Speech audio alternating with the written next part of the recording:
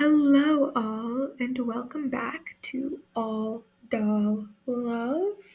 I'm back today doing a tag from the Doll Coven called Dolls on Display. So, a link to her original video will be in the description, as well as all of the questions, in case you are also interested in answering some of these questions. And for this tag, I'm going to be doing pretty much exclusively American Girl dolls, but I might veer into my other 18-inch dolls as well, since that's what I focus my collection on the most. All right, the first one, a doll that gets more attention than others. Generally, I feel like all of my dolls are pretty equal in terms of how I view them and like the attention, or at least I try to make it so. But I really do just have a special like fondness in my heart for Emily, since they were my first doll and they're my look-alike from childhood, and I just such a fond spot in my heart. Next question, a doll that goes unnoticed. So this one was a hard question for me to think of. Like the mini dolls, I tended to overlook, but I'm also like currently on my Instagram doing a little series featuring them. So not really right now. But if I was to just pick one of my 18-inch dolls that I feel like kind of goes unnoticed and should get some more attention and love, I'm going to say Sage. She just kind of blends in with the other ones. And, like, she doesn't have as much of a connection in terms of story-wise to my other dolls. So that might be part of it. And for Sage, even, like, here, 2 out of the 3 photos I was able to pull for her are completely unedited. So that does kind of lend to the fact that she might be a little overlooked. Oops. Question 3. A doll that took time to warm up to, but now you love.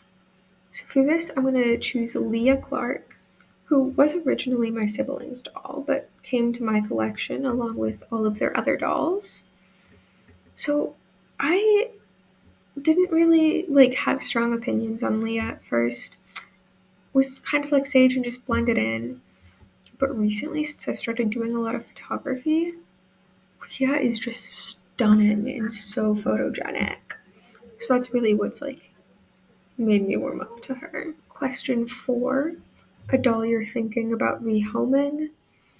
So I don't really have any that I'm thinking of rehoming, except possibly my Springfield dolls.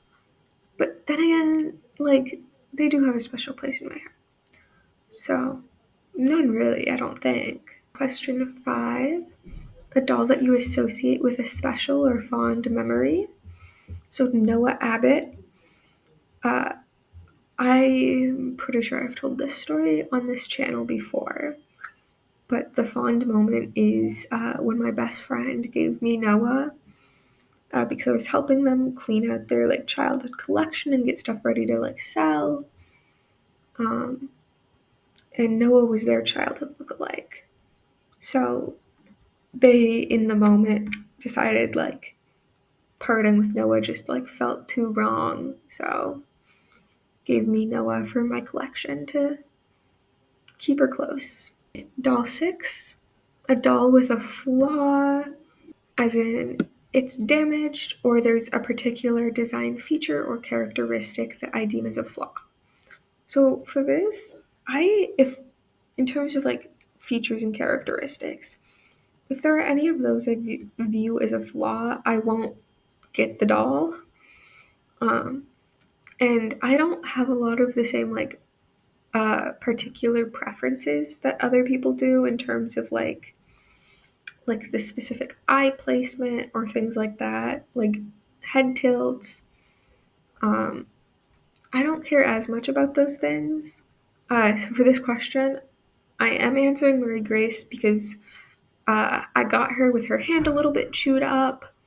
So that's the flaw I'm going with because her hand is just a little not right, and that's okay.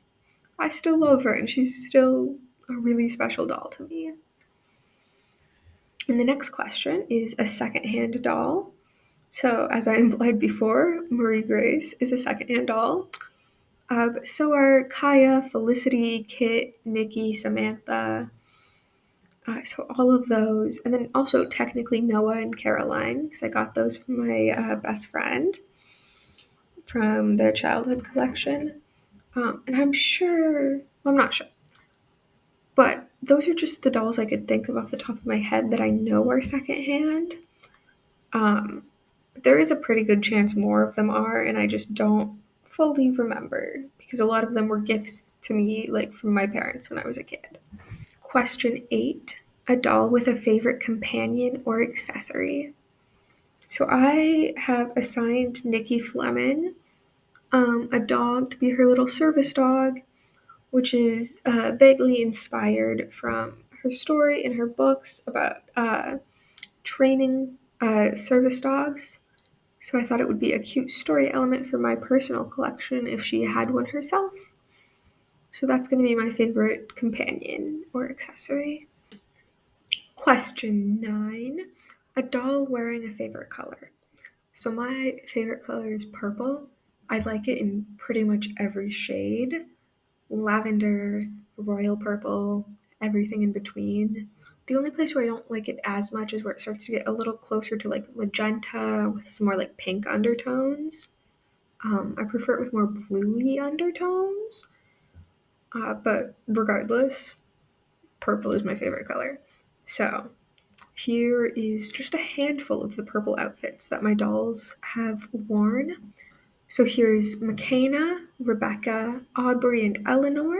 And now we're on to our 10th and final question. A doll you've changed up or customized or would like to change slash customize if you could. So, like, technically a change. Well, it is a change. Technically, a customization I've done is to Josefina and Maria, because when I was younger, I had a really hard time maintaining their hair. Um, and it just like was not good. So I did cut it, which I do regret now. Um, so I regret that now, but that is a choice that I made when I was younger. So there's that. And then I also have Noah on this slide again because kind of to undo a change slash customization, Noah was given freckles once upon a time, and they no longer look like freckles. They've kind of bled into the vinyl, and I fully have no idea how to fix this. So if somebody does, like, please let me know. Point me towards a good tutorial, something, because I would love to clean up Noah's face a bit. And with that, that is all of the questions. So thank you so much for watching. If you've made it this far, I really do appreciate it. And I will see you again in 2 weeks. In the meantime, keep loving your dolls.